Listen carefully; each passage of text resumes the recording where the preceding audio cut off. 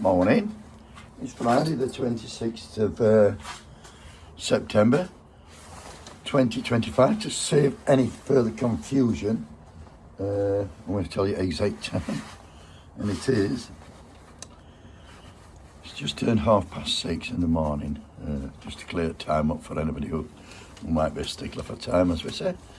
I want to send solidarity to the lumber seat, what is it, Sheffield, the Birmingham bin strikers and the mine guys at Cap House, who are all on the strike for whatever reason. It's not money most of the time.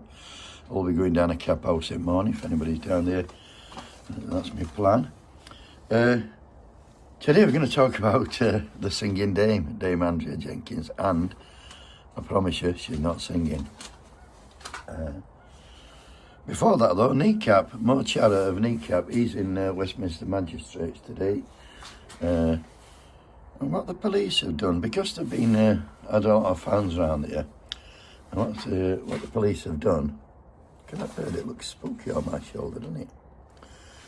What the police have done is, they've invoked what they call a Section 14, so that there's like a no-go zone for support for the Kneecap supporters, so that's bad, isn't it? I've not done this yet, have I? Acid!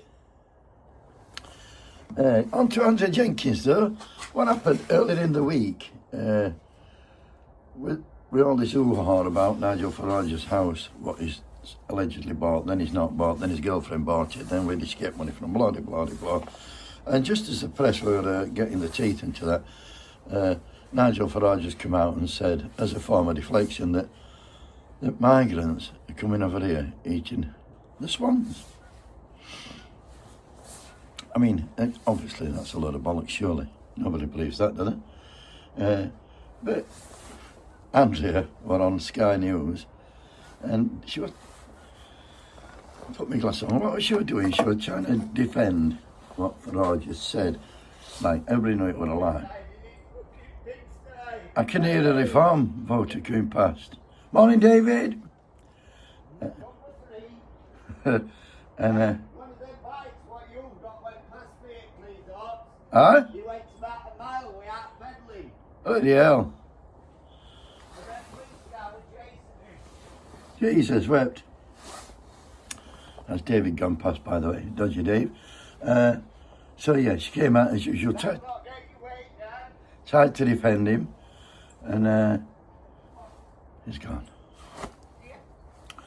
And by doing that, she made herself look a right turnip, even more of a fool than she normally does.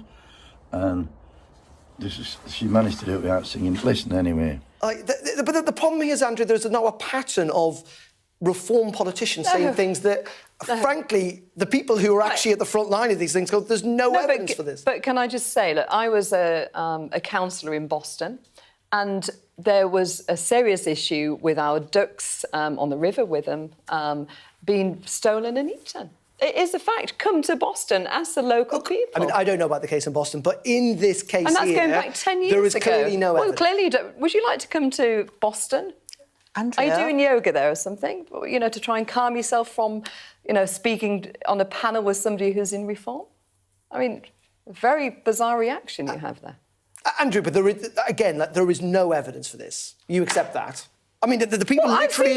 I've seen evidence in Boston myself 10 years ago of the ducks.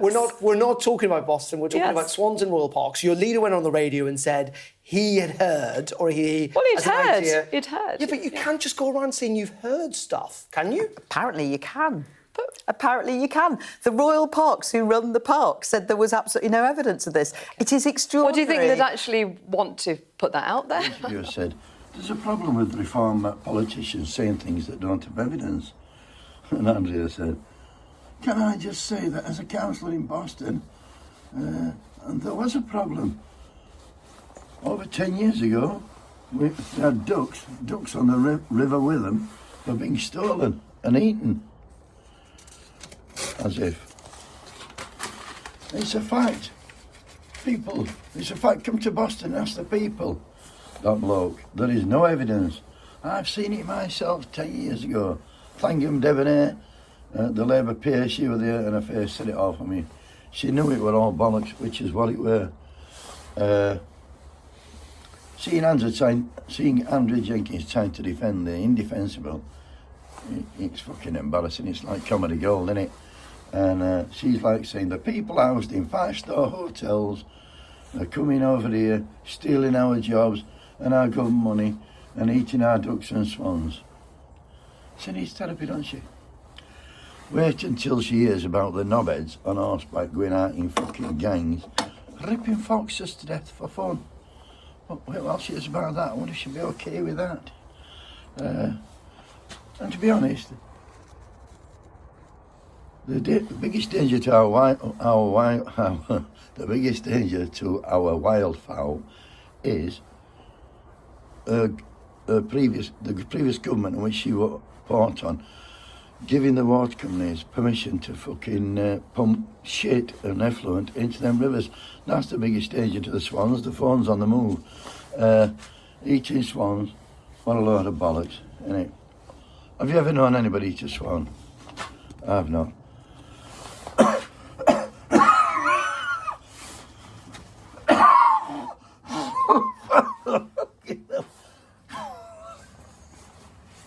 Have a great weekend, everybody. Jesus, that was fucking hard work.